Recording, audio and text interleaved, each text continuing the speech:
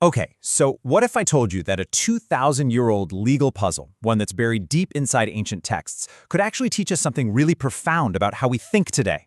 Well, in this explainer, that's exactly what we're going to do. We're cracking a code left behind by ancient scholars to solve a mystery that has puzzled sages for centuries. Our story starts with, of all things, a cold case. There's this scholar, Rabbi Yitzhak, and he's basically haunted by a ruling he can't fully remember. He knows the outcome, but the why of it? That's been lost to time. So let's step into his shoes for a bit and see if we can solve this ancient riddle together. I mean, you can feel his frustration, right? He's in a tough spot. He remembers two different situations involving disqualified sacrifices, and each one has a completely different result. One of the offerings has to be taken off the altar, but the other one actually gets to stay. The problem is, he can't remember which is which. So our job, alongside the Talmudic sages, is to reconstruct the logic and figure this thing out. All right, so let's get our hands dirty. What are these two cases that are right at the heart of this ancient mystery? It's time to lay out the evidence. So on one hand, you've got a non-priest performing the pinching ritual, which is a very specific sacred method just for bird offerings. And on the other hand, you've got a non-priest scooping a handful from a meal offering. Now, both of these holy actions are supposed to be done only by a priest. So in both cases, the sacrifice is now totally invalid. So here's the million-dollar question. If one of these offerings accidentally ends up on the holy altar, which one has to be removed, and which one, despite the error, actually gets to stay? So a scholar named Hezekiah steps up to the plate with what seems like a really simple, elegant solution.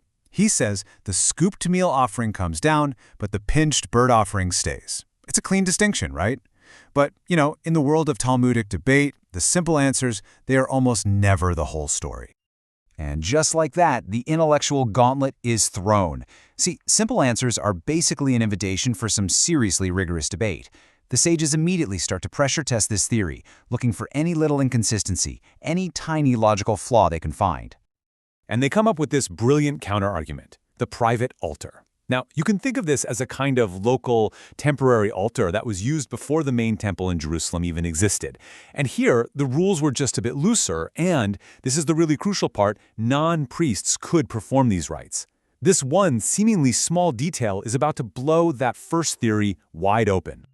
And this is where we really see the beauty of Talmudic debate in action. It's like this intricate dance of logic. First, the theory. Pinching and scooping are different things. Then the objection. Well, wait a minute. At a private altar, a non-priest could do both of those things, so maybe they're not so different after all. The debate just volleys back and forth, but that final rebuttal citing Rabbi Sheshet, it's a checkmate. You just can't separate the two cases. The private altar argument proves that the simple distinction just doesn't work. So our first lead has gone completely cold. The easy answer is officially off the table. Now this is the point where lesser detectives might just give up. But for the sages, this is just a sign that they need to dig deeper, to look at the whole problem from a brand new angle. And this, my friends, is where the investigation takes a really fascinating turn. With that first theory totally debunked, the sages, they open a new file. They completely shift their focus to what seems like a totally unrelated topic, ritual purity, and the very precise definition of what makes an animal a carcass. I want you to think of ritual purity like a sterile operating room. A nevela, or a carcass, is a breach of protocol. It's a contamination. So the new question is this.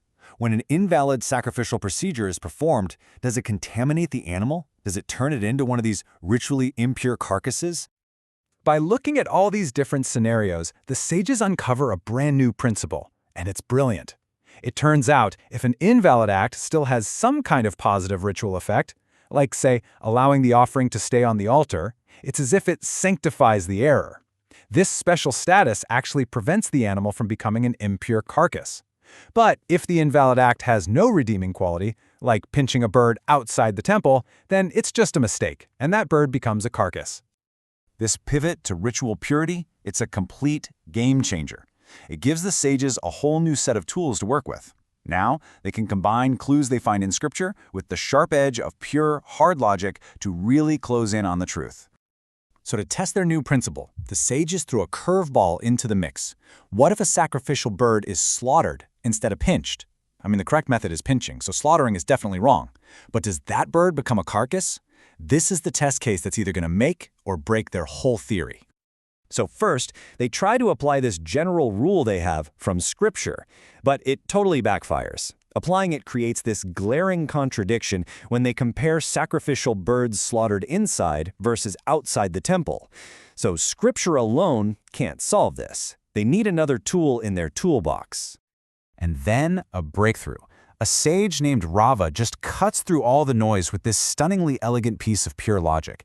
He argues that, look, if slaughtering a sacrifice outside the temple is so ritually significant that it deserves the most severe punishment possible, then that act of slaughter must also be significant enough to prevent the bird from becoming just a mere ritually inert carcass. The act itself has real power, for both bad and for good. Okay, but this brilliant insight immediately brings up another question.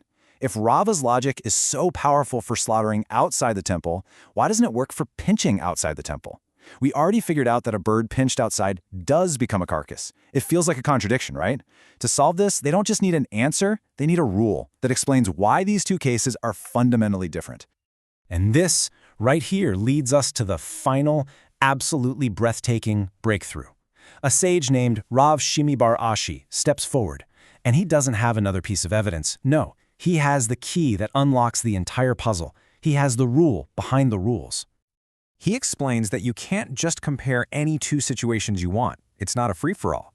In this very specific logical system, there are strict rules about what counts as a valid legal comparison. So here's the first part of his master rule. You are allowed to compare one invalid act to another invalid act. For instance, slaughtering a sacrificial bird is the wrong procedure whether you do it inside or outside the temple.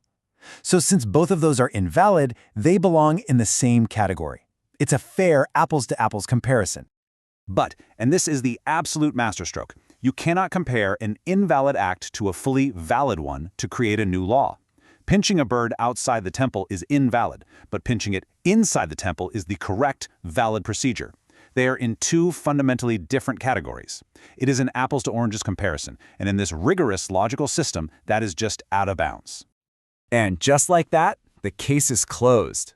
Rava's brilliant logic works for the slaughtered bird because both instances of slaughter are invalid. It's apples to apples. And Rav Shimi's master rule explains why that same logic doesn't apply to the bird pinched outside, because you can't compare that invalid act to the valid procedure inside. That's apples to oranges. And suddenly, everything just clicks into place. The system is perfectly internally consistent. What we're seeing is that Talmudic reasoning isn't just a collection of random rulings. It's a deeply coherent system for thinking. You see, the real takeaway from this whole explainer isn't really the specific rule about bird offerings. No, it's the appreciation for this incredibly rigorous method of thinking, a method that values consistency above all, tests every single premise, and builds its conclusions on a solid foundation of carefully defined principles.